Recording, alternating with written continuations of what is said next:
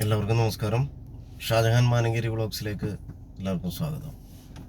അപ്പോൾ ഞാനൊരു പുതിയ ബ്രഷ് എടുത്ത് ഓട്ടോമാറ്റിക്കാണ് ഞാൻ എടുത്തത്. 2024 മെയ് 6 തീയതിയാണ് ഞാൻ ഈ വണ്ടി എടുക്കുന്നത്. ഇപ്പോൾ ഏകദേശം ഈ വ്ളോഗ് ചെയ്യണത് ഇപ്പോൾ ജൂൺ 16 ജൂൺ 16 ഈ വ്ളോഗ് എടുക്കുമ്പോൾ ഏകദേശം മേടിച്ചിട്ട് ഇപ്പോൾ 1.5 മാസമായി. ആ 1.5 മാസത്തിൻ്റെ ഇടയ്ക്ക് എന്തെല്ലാം പ്രശ്നങ്ങൾ, എന്തെല്ലാം നല്ല വശങ്ങൾ ഒക്കെ, ഇതിൻ്റെ മോശം വശങ്ങളും നല്ല വശങ്ങളും എല്ലാം പറയാമെന്ന് വിചാരിച്ചാണ് ഞാൻ ഈ വ്ളോഗ് ചെയ്യണത്. അപ്പോൾ ഇതിൻ്റെ ഫസ്റ്റ് ഓട്ടോമാറ്റിക് എടുക്കുമ്പോൾ ശ്രദ്ധിക്കേണ്ട ചില കാര്യങ്ങളുണ്ട്. നമുക്ക് മാനുവലും ഓട്ടോമാറ്റിക്കും തമ്മിലുള്ള വ്യത്യാസം അറിയാലോ.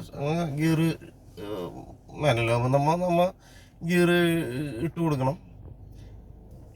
ഓട്ടോമാറ്റിക് ആകുമ്പോൾ നമ്മൾ അതിൻ്റെ ആവശ്യമില്ല. അതാണ് മെയിനായിട്ടുള്ള വ്യത്യാസം. പിന്നെ എന്താ പറയുക, വണ്ടി ഞാനിപ്പോൾ എല്ലാ കിയയുടെ പിന്നെ ഹുണ്ടായി ആ വണ്ടികളൊക്കെ ഞാൻ ഓടിച്ചു നോക്കി.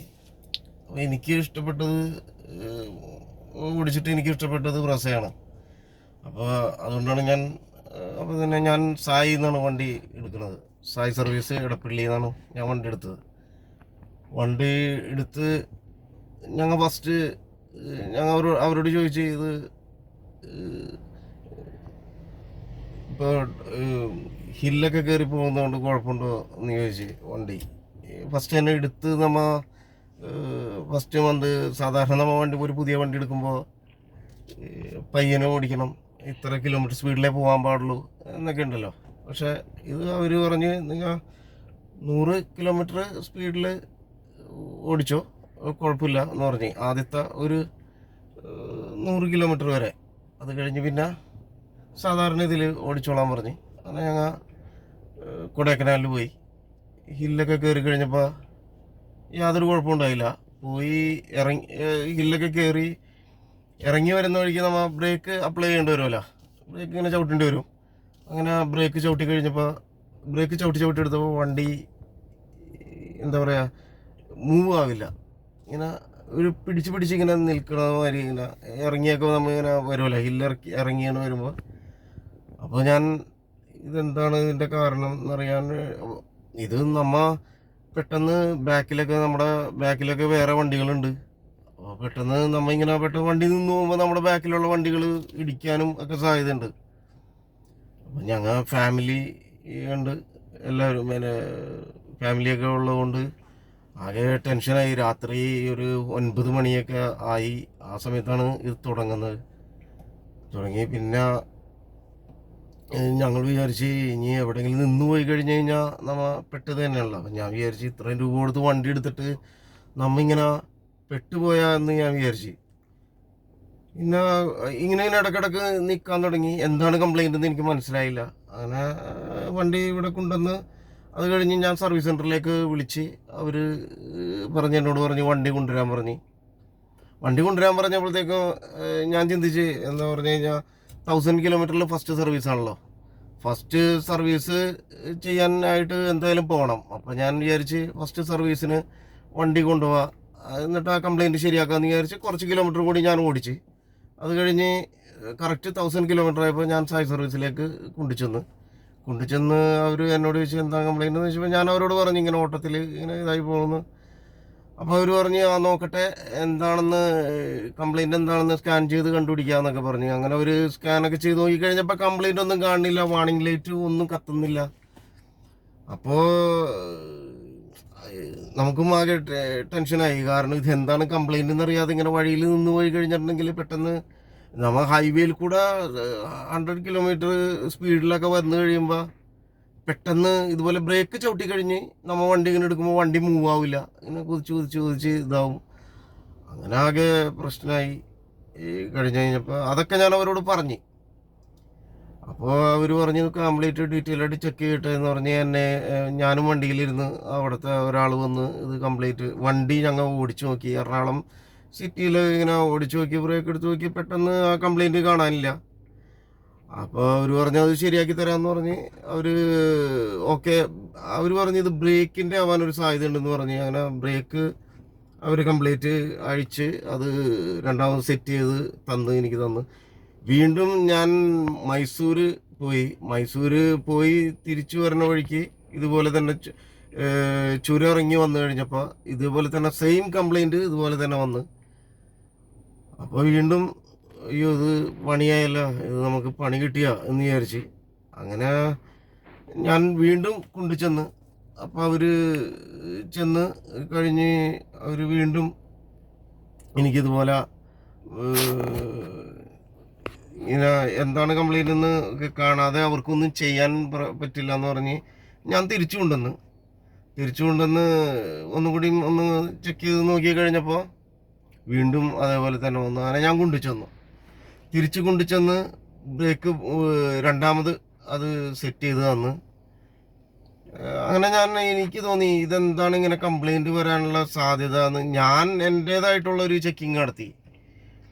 അപ്പോഴാണ് ഞാൻ കണ്ടത് ഇതിൻ്റെ ബ്രേക്ക് നമ്മൾ ചവിട്ടിക്കഴിഞ്ഞ് നമ്മൾ ബ്രേക്ക് അപ്ലൈ ചെയ്ത് കഴിഞ്ഞിട്ടുണ്ടെങ്കിൽ ബ്രേക്ക് ഫുള്ളായിട്ട് റിട്ടേൺ വരുന്നില്ല.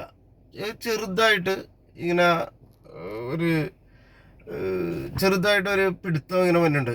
അപ്പം ഞാൻ നോക്കിയപ്പോൾ എന്താണെന്ന് പറഞ്ഞു കഴിഞ്ഞാൽ ഈ ബ്രേക്ക് ഫുള്ള് നമ്മുടെ റിലീസായി കഴിഞ്ഞാൽ മാത്രമേ ഇതിൻ്റെ ആക്സിലേറ്റർ വർക്ക് ചെയ്യുള്ളൂ എന്നാണ് അങ്ങനെയാണ് ഇതിൽ കാണുന്നത്.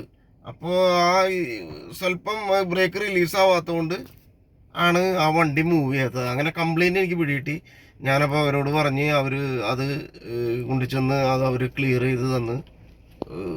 ഓക്കെ, അപ്പോൾ ഇപ്പം അത് യാതൊരു കംപ്ലൈൻറ്റില്ല. ഞങ്ങൾ ദൂരെയൊക്കെ പോയി നോക്കി, യാതൊരു കംപ്ലൈൻറ്റും ഇല്ല. ഞാൻ ഒന്ന് ടെൻഷനായി, കാരണം ഇത് ഇങ്ങനെ കംപ്ലൈൻ്റ് ഒന്നും കാണാതായി കഴിഞ്ഞാൽ അവർക്ക് ഒന്നും ചെയ്യാൻ പറ്റില്ലല്ലോ. അവർക്കൊന്നും ചെയ്യാൻ പറ്റില്ല, അവരെ ഒന്നും പറയാൻ നമുക്ക് പറ്റില്ല. അപ്പോൾ സായി സർവീസ് അവർ നല്ല പക്ക, അവരുടെ സർവീസൊക്കെ പക്കയാണ്. അവർ നമ്മൾ എന്തെങ്കിലും കംപ്ലൈൻറ്റ് പറഞ്ഞു കഴിഞ്ഞാൽ അപ്പം തന്നെ അവർ കൊണ്ടുചെല്ലാൻ പറയും. നമുക്ക് കസ്റ്റമർ സർവീസ് അവിടുത്തെ പക്കയാണ്, ഒരു കുഴപ്പമില്ല. എല്ലാവരും നമ്മളെ നല്ല സഹകരണം ഇതൊക്കെയാണ്. വണ്ടി പിന്നെ അവിടുത്തെ വണ്ടി വാഷിങ് അത് പറയാതിരിക്കാൻ പറ്റില്ല, പക്ക ക്ലീനാണ്. പിന്നെ വണ്ടി സൂപ്പർ, നല്ല ബോഡി വെയ്റ്റും. പിന്നെ ഡോറൊക്കെ അടക്കുമ്പോൾ തന്നെ നമുക്കറിയാം അതിൻ്റെ quality, build quality. Bonnet open ചെയ്ത് കഴിഞ്ഞ് അത് നമുക്ക് ഒരു കൈ കൊണ്ട് പൊക്കാൻ പറ്റില്ല, അത്രയും വെയിറ്റ് ഉണ്ടായിരുന്നു. നല്ല ഇതായിട്ട് ഇത് ചെയ്തിട്ടുണ്ട്. പിന്നെ എന്താ പറയുക, ഞാൻ ZXi ആണ് എടുത്തത്. ZXi പ്ലസ് ആണ് ഞാൻ ആദ്യം ബുക്ക് ചെയ്തത്. പക്ഷേ ZXi പ്ലസ്സിൽ എനിക്ക് ആവശ്യമില്ലാന്ന് തോന്നിയ കുറേ കാര്യങ്ങളുണ്ട്. ഹെഡ് അപ്പ് ഡിസ്പ്ലേ, 360 ക്യാമറ, അതൊന്നും നമുക്ക് ആവശ്യമായിട്ട് തോന്നിയില്ല. എനിക്ക് അത്ര വാല്യൂ ഫോർ മണി ആയിട്ട് തോന്നിയില്ല അത്. അപ്പോൾ ഞാൻ എടുത്തത് ZXi. ഞാൻ അത് ക്യാൻസൽ ചെയ്തിട്ട് ഞാൻ കുറച്ച് ആലോചിച്ച് ക്യാൻസൽ ചെയ്തിട്ട് അത് ഞാൻ പിന്നെ വേണ്ടാന്ന് വെച്ച്. വീഡിയോ ഇത്തിരി ലോങ് ആവുന്നുണ്ട്, അത് ഇപ്പോൾ ഈ കാര്യങ്ങളൊക്കെ പറഞ്ഞുകൊണ്ടാണ്. പിന്നെ എനിക്ക് അപ്പോൾ ZXi 80 ആണ് ഞാൻ എടുത്തത്. ഞാനതിൽ ഫോഗ് ലാമ്പ് വന്നില്ല. അപ്പം ഞാൻ ഫോഗ് ലാമ്പ് അതിൽ ഞാൻ ആഡ് ചെയ്ത് അവരോട് ഫിറ്റ് ചെയ്യാൻ പറഞ്ഞാൽ അതിന് 6000 സംതിങ് ആണ് അതിന് വന്നത്. പിന്നെ എക്സ്ട്രാ ആയിട്ട് ഞാനൊന്നും ചെയ്തില്ല. വണ്ടി എങ്ങനെയാണോ ഇറങ്ങുന്നത് അതേപോലെ തന്നെയാണ് ഞാൻ അവരുടെ കയ്യിൽ നിന്ന് തന്നെയാണ് ഞാൻ സീറ്റ് കവർ ചെയ്തത്. പിന്നെ ഈ വിനയിൽ ഞാൻ ചെയ്തില്ല. ഈ പകരം കമ്പനിയുടെ മാറ്റ് തന്നെയാണ് ഞാൻ അതിൽ യൂസ് ചെയ്യണത്. വിനയിൽ ഞാൻ ഒട്ടിച്ചില്ല, കാരണം അത് ഒട്ടിക്കേണ്ട കാര്യമില്ല. കാരണം ഞങ്ങൾ അധികം പേര് ഇതിൽ യാത്ര ചെയ്യുന്നില്ല, നമ്മൾ ഫാമിലി മാത്രമേ ഉള്ളൂ. അപ്പോൾ നമ്മൾ ക്ലീനായിട്ടാണ് യൂസ് ചെയ്യണത്. പിന്നെ 3D മാറ്റ് ഇട്ടിട്ടുണ്ട്, അപ്പോൾ അതുകൊണ്ട് അത് പ്രശ്നമല്ല. 3D മാറ്റിൽ ആ മണ്ണും ഇതൊക്കെ 3D മാറ്റിൽ മാത്രമേ ആവുള്ളൂ. പിന്നെ വെള്ളം കുടിക്കുമ്പോൾ വീണാലും അത് വേഗം തന്നെ അത് പോകുന്നുണ്ട്. AC ഇടുമ്പോൾ അത് തന്നെ പെട്ടെന്ന് തന്നെ പോകുന്നുണ്ട്. പിന്നെ നമ്മൾ ഇത് നല്ല ഇതായിട്ട് ക്ലീൻ ചെയ്യാറുണ്ട്, അതുകൊണ്ട് പിന്നെ പ്രശ്നമല്ല. സീറ്റ് കവറും ഞാൻ സായിന്ന് തന്നെ ഇടിവിച്ചാണ്. അത് നല്ല ഒരു സീറ്റ് കവറാണ്, എനിക്ക് നല്ല മാച്ചായിട്ട് തോന്നി. പിന്നെ എന്താ പറയുക, ഇത് ഇത്തിരി ലെങ്തി ആയി ഈ വ്ളോഗ്. അപ്പോൾ ഞാൻ അടുത്ത വീഡിയോയിൽ ഞാൻ കൂടുതൽ വിശേഷങ്ങൾ ഈ വണ്ടിയെക്കുറിച്ച് ഞാൻ പറയാം. അപ്പോൾ എല്ലാവർക്കും ബൈ.